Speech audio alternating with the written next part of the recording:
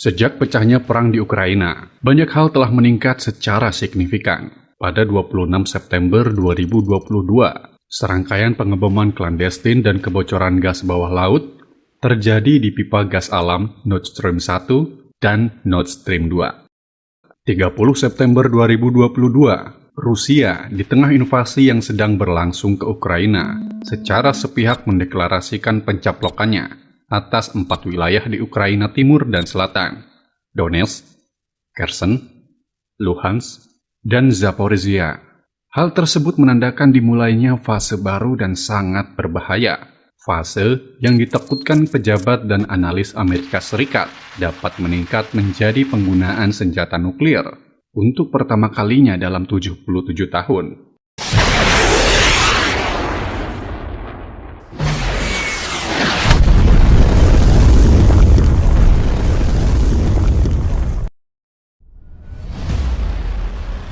Di video kali ini, kita akan melihat sebuah prediksi skenario terburuk jika terjadi perang nuklir antara Amerika Serikat melawan Rusia. Dan kali ini, fokus utama ke Amerika Serikat, bukan NATO. Bagaimana Amerika Serikat menanggapi eskalasi nuklir Rusia di Eropa? Kenyataan pahitnya adalah bahwa sejak 1949, ada satu tanggapan yang telah direncanakan oleh Amerika Serikat. Itu adalah serangan utama opsi 1.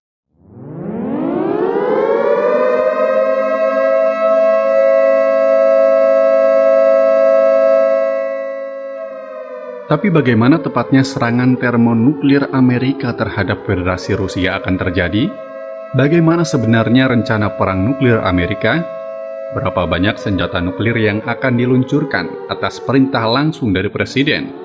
Berapa banyak populasi Rusia yang akan menjadi korban bom Amerika? Bagaimana tanggapan Rusia? Resiko apa yang akan dihadapi penduduk sipil Amerika? Seperti apa benua Eropa ke depannya? Dan yang terpenting, bisakah Amerika Serikat mengalahkan Rusia dalam pertukaran termonuklir global?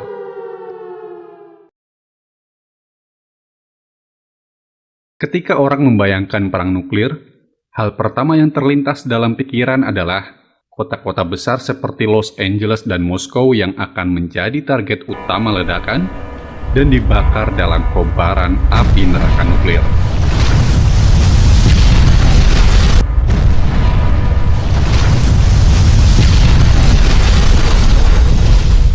Namun kenyataannya bahwa sekitar 70% dari 1.800 hulu ledak nuklir yang saat ini direncanakan dikerahkan oleh Amerika Serikat tidak ditujukan ke kota-kota besar, namun malah ditujukan ke kekuatan nuklir negara musuh. Untuk lebih memahami hal ini, pertama-tama kita perlu melihat rencana perang nuklir strategis Amerika saat ini, yang juga dikenal sebagai Rencana Operasional Terpadu Tunggal atau SIOP. Pertama kali disusun pada tahun 1950. SIOP berfokus terutama pada Uni Soviet, sementara saat ini, sebagian besar dalam rencana perang masih menargetkan Rusia. Bagian dari rencana perang nuklir Amerika ini disebut serangan utama opsi 1. Serangan utama opsi 1 adalah opsi serangan yang paling menuntut yang tersedia untuk Presiden. Ini artinya, ketika dalam situasi mendesak, rencana serangan utama opsi 1 sudah tersedia, digunakan untuk menyerang Rusia. Seandainya Panglima tertinggi memerintahkan opsi serangan besar, serangan yang dihasilkan akan terdiri dari lebih dari 1.000 hulu ledak. Serangan utama opsi 1 dibagi menjadi 2 opsi serangan. Rencana serangan balasan menargetkan kekuatan nuklir Rusia, sementara rencana serangan balasan menargetkan pusat populasi sipil Rusia dan aset infrastruktur ekonomi yang secara inheren dihargai oleh Rusia. Pertama, mari kita lihat opsi serangan balik Amerika. Karena ini opsi serangan yang paling menuntut dan paling mungkin dipilih oleh Presiden.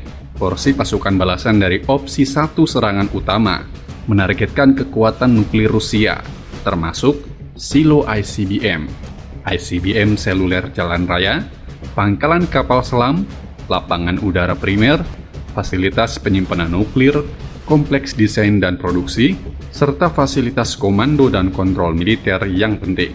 Target pertama dan terpenting dari opsi serangan besar 1 adalah ICBM berbasis silo Rusia. Rusia memiliki 126 silo ICBM operasional yang didistribusikan di 4 bidang. Divisi misil penjaga ke-28 di Kozles dengan 20 silo ICBM, Divisi rudal penjaga ke-60 di Tasisevo menampung 60 silo ICBM, Divisi rudal ke-13 di Domorovsky dengan 24 silo ICBM, dan Divisi misil ke-62 di Uzur dengan 22 silo.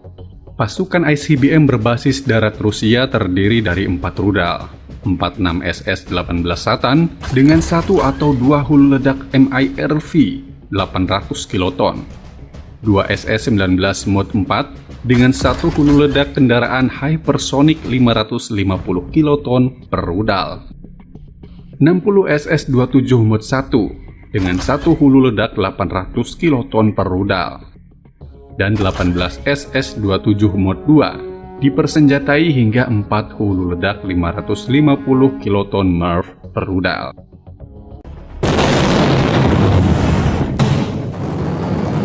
Saat diluncurkan, rudal ini melaju dengan kecepatan lebih dari 16.000 mil per jam dan memiliki jangkauan hingga 10.000 mil dan biasanya mencapai target dalam waktu sekitar 30 menit.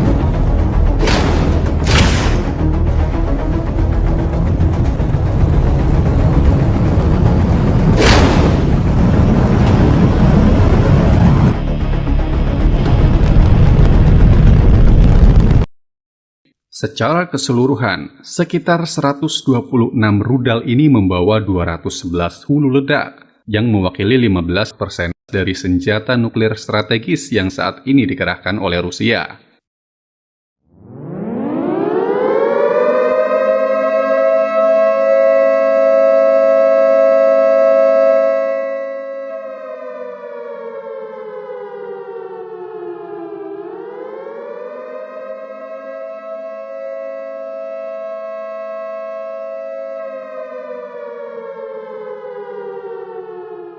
Pastinya terdapat plus minus ketika menyerang ICBM berbasis silo ini.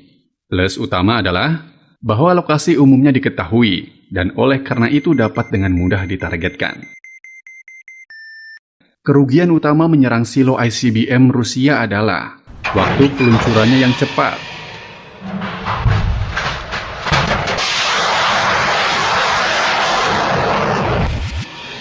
Akibatnya mereka harus menjadi sasaran pertama yang terkena serangan pertama. Jika tidak, ICBM berbasis silo inilah akan menghantam dan merobek Amerika Serikat paling utama.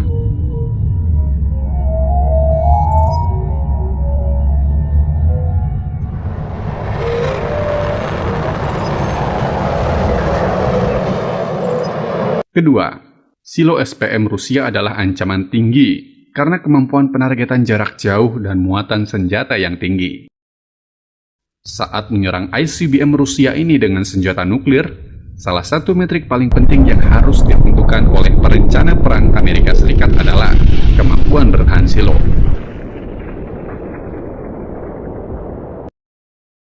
Kemampuan bertahan silo dihitung dengan kemungkinan membunuh atau kemungkinan pemusnahan. Probabilitas membunuh silo Rusia bergantung pada 3 faktor: kekerasan silo, ukuran atau hasil hulu ledak yang dikirim ke target, dan jumlah total hulu ledak yang digunakan untuk menyerang setiap silo. Kekerasan silo menentukan kemampuannya untuk menahan efek ledakan termonuklir, dan dengan demikian melindungi rudal bawah tanah. Mempertimbangkan kekerasan silo dan faktor-faktor lain, seperti malfungsi peluncuran dan kegagalan peledakan hulu ledak, perencana perang Amerika akan menetapkan 2 hulu ledak hasil tinggi per silo untuk mencapai probabilitas rata-rata pembunuhan 99,5%. Amerika Serikat ingin memukul silo ini dengan keras dan cepat. Jadi, mereka akan menggunakan kapal selam rudal balistik pangkalan laut untuk menyelesaikan pekerjaan ini. Kapal selam rudal balistik bisa optimal karena menghasilkan hulu ledak yang lebih tinggi. dengan membawanya ke lokasi yang lebih dekat dan waktu penerbangan yang lebih pendek, akan memberi Rusia hampir nol peringatan sebelum bom sudah mengenai target mereka.